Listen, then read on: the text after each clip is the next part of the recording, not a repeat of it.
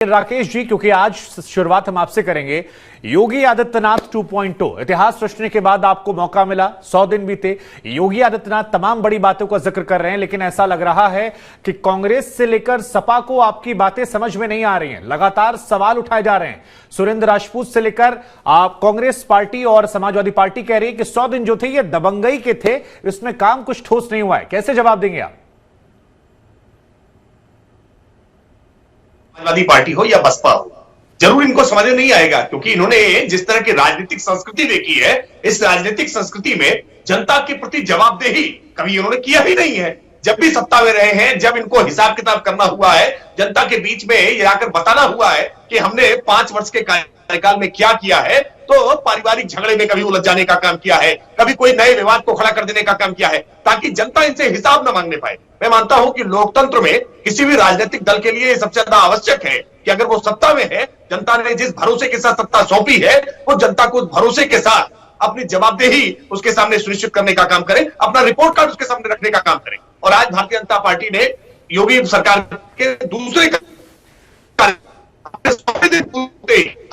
Report card जनता के सामने रखने का काम किया है। और ये वादा केवल उन राजनीतिक दलों में हो सकता है जो शुचिता के साथ, पारदर्शिता के साथ, अपनी पूरी ईमानदारी के साथ जनता को डिलीवर करने करते हैं। समाजवादी पार्टी या बसपा या कांग्रेस पार्टी जैसी सरकारें ये जनता के सामने क्या बताएंगी, क्योंकि इन्होंने केवल मौज मस्ती के अलावा कार्यकाल में कभी कुछ किया नहीं है। लेकिन भारतीय जनता पार्टी ने अपने पहले कार्यकाल में भी और आज दूसरे कार्यकाल में भी 100 वर्ष पर हमने अपनी उपलब्धियां, अपनी जो भी हमारी कार्यवाहियां रही हैं, उनको जनता के बीच में लेकर के गए हैं। और ये 100 दिन के बाद फिर 6 महीने पर, 6 महीने के बाद फिर 1 साल पर और फिर 2 साल पर हमने एक पूरा टारगेट बनाया है, लक्ष्य तय किया है। और उस लक्ष्य को जब हम अचीव करते हैं तो हमने क्या लक्ष्य बनाए थे और उस लक्ष्य को हमने कहां तक प्राप्त किया है, विभाग पर इसकी हम बाकायदा उपलब्धियां जनता के बीच में बताने का काम करेंगे। परसों से लेकर के 10 तारीख तक लगातार अलग अलग मंत्री अलग अलग जिलों में जाकर के अलग अलग स्थानों पर विभागों की पूरी कार्रवाइयां कि किस किस तरह से हमने लक्ष्य क्या तय किया था और उन लक्ष्य को हमने कैसे अचीव किया है 100 दिनों में, ये बताने का काम करेंगे। ठीक है। अनुराग भदौरिया जी भी हमारे साथ क्योंकि जुड़े हुए हैं, लगातार हम यहां पर दिखा भी रहे हैं क्या क्या काम हुए हैं जो सरकार की तरफ से दावे किए गए। लेकिन अनुराग जी, एक सवाल मेरा आपसे है। आपने तमाम टीवी डिबेट शोज में नींबू दिखा दिखा कर कहा कि देखिए नींबू महंगे हो गए, नींबू महंगे हो गए, लेकिन ऐसा लग रहा है कि उस नींबू में जनता ने चीनी डालकर उपचुनावों में दे दिया। योगी आदित्यनाथ कह रहे हैं कि देखिए हमें जनता का भी समर्थन मिला और लोकतंत्र में यही पैमाना होता है, बाकी हमने मादा रखा है 100 दिन का रिपोर्ट कार्ड पेश करने का, जो पहले की सरकारें नहीं थी। अब इस पर क्या जवाब आप देंगे, जो राकेश त्रिपाठी कह रहे हैं, जो बात योगी आदित्यनाथ कह रहे हैं? सरकार एक डीजीपी अपॉइंट न कर पाए, वो जनता का क्या भला करेगी, आप अंदाजा लगा सकते हैं। इनके ही हेल्थ मिनिस्टर घूम घूम के कह रहे हैं कि कई बार, एक बार नहीं 2-2 बार नकली दवाइयां पकड़ी, हमने नहीं, इनके हेल्थ मिनिस्टर ने, और कहा कि यहाँ पे हेल्थ व्यवस्था एकदम लचर है। और बाकी आज चले जाए, हेल्थ व्यवस्था उत्तर प्रदेश की ऐसी है कि अगर माँ को अपने बेटे को दिखाना होता है तो उसको स्ट्रेचर नहीं मिलता है, गोदी में टांग के गोदी में उठा के ले जाना पड़ता है। हालत यह है कि उत्तर प्रदेश के अंदर में 100 दिन में इन्होंने 10 रोजगार नहीं दिए और 4.5 लाख करोड़ का इन्वेस्टर समिट की है। समिट में कितना खर्चा हुआ है अभी हिसाब पूछ लीजिएगा, लेकिन क्या उसके हिसाब से रोजगार इन्होंने किया, ये मैं चैलेंज करता हूं, दावे के साथ कहता हूं। इसके बाद जब बोलेंगे तो इनसे पूछेगा 4.5 लाख करोड़ का जो पैसा है किस बैंक से आपके पास आया है, बैंक डिटेल क्या है जरा बता दें, कहां फैक्ट्री लगी जरा बता दें, कहां इन्वेस्टमेंट हुआ जरा बता दें, कहां पे उसमें ईंट गिरी हो फैक्ट्री में, अगर कहीं तो वो अपना वीडियो दिखा दें। ये बोलोगे जो झूठ पे जीते हैं। हालत यह है कि उत्तर प्रदेश के अंदर में रोड की हालत आप देख लीजिए, बारिश हुई है, लोग स्कूटर लेकर गिर जा रहे हैं, पानी भरा हुआ है चारों तरफ, तैर रहे हैं लोग। और गोरखपुर में चले जाइए, हालत यही देखने को मिलेगी। तो पूरे उत्तर प्रदेश की तो बात छोड़ दीजिए आप, इनकी हालत यह है कि जब ये बात करते हैं कि हम चोरी, डकैती, हत्या, लूट मार, बलात्कार, अपहरण यहाँ तेजी से बढ़ा है, और नकल माफिया का तो बल्ले बल्ले है।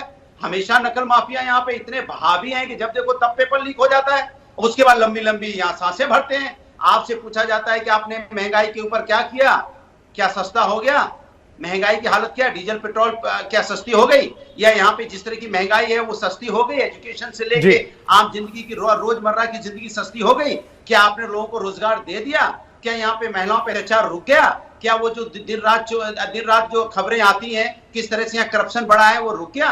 मैं आपसे पूछना अनुराग जी, सुनिए, जनता ने आपको चुना था कि आप उत्तर प्रदेश का विकास करेंगे, आपने नफरत का विकास फैला दिया। चारों तरफ नफरत की बात होती है, विकास की बात है क्या? उत्तर प्रदेश में कहां है? कौन सा काम? आप तो कह रहे थे यहाँ ठीक है अनुराग जी, देखिए आपने लिस्ट इतनी लंबी दे दी कि राकेश त्रिपाठी को जवाब देने में 5 मिनट लग जाएगा, लेकिन ये सवाल मैं उनसे पूछूंगा और वो शायद नोट भी कर रहे हैं, उसका जवाब वो देंगे, उनका काम है जवाब देना। लेकिन एक सवाल मेरा आपसे है, और वो सवाल ये कि अगर इतने ज्यादा मुद्दे थे तो आपकी पार्टी जनता के बीच क्यों नहीं ले गई? क्योंकि हफ्ते भर पहले उपचुनाव जो आए थे उसमें तो आपके गढ़ में आपकी हार हो गई। अब उसके बाद सवाल यह खड़ा होता है कि या तो ये काम अच्छा कर रहे हैं, और अगर काम अच्छा नहीं कर रहे हैं तो इनके काम को आप एक्सपोज नहीं कर पा रहे हैं सही तरीके से। जहां पे सत्ता अपना दुरुपयोग, मशीनरी का दुरुपयोग शुरू कर दे और ठोको तंत्र से लेके ठग तंत्र से लेके हेरा फेरी तंत्र सब लोकतंत्र पे हावी हो जाए और व्यवस्था तंत्र भी लोकतंत्र पे हावी हो जाए, दो सरकारें काम करने लगे, डबल इंजन की सरकार यहाँ पे सिर्फ चुनाव जीतने के लिए काम आती, विकास के लिए नहीं। और फिर आप 4,500-5,000 से जीतते हैं, उसके बाद कहते हैं जीत गए। इतना तंत्र का नहीं, रामपुर में तो सर मार्जिन बड़ा था, रामपुर में मार्जिन बड़ा सर था। वही मैं कह रहा हूँ, वही मैं आपसे बोल रहा हूँ, आप सुन लीजिए ना। आप देखिए आपको दिक्कत क्या है, देखिए अब आपका भी सवाल मुझसे ही है। अरे सरकार, मैं तो आपको मौका दे रहा हूं। अब देखिए अनुराग जी, अब समस्या भी यही है, अगर मैं आपसे सवाल नहीं पूछूंगा तो अनुराग भदौरिया टीवी पर कहेंगे कि देखिए नहीं अनुराग जी, ये बड़ा अच्छा तरीका है, अगर मैं आपको समय ना दूं तो आप मुझ पर आरोप लगा देंगे कि देखिए समाजवादी पार्टी को आप समय नहीं देते हैं। अब समय दे रहा हूं आपको मैं व्यक्तिगत रूप से। नहीं, बहुत बढ़िया, बधाई दे रहा हूं, मैं आपको बधाई देता हूं। चलिए बहुत बढ़िया सर, बहुत बढ़िया सर, ऐसे ही आपने तमाम नींबू निचोड़ के दिए थे। बिल्कुल सर, आपको करना चाहिए सर। Thank you. विपक्ष से तो सवाल पूछते हैं।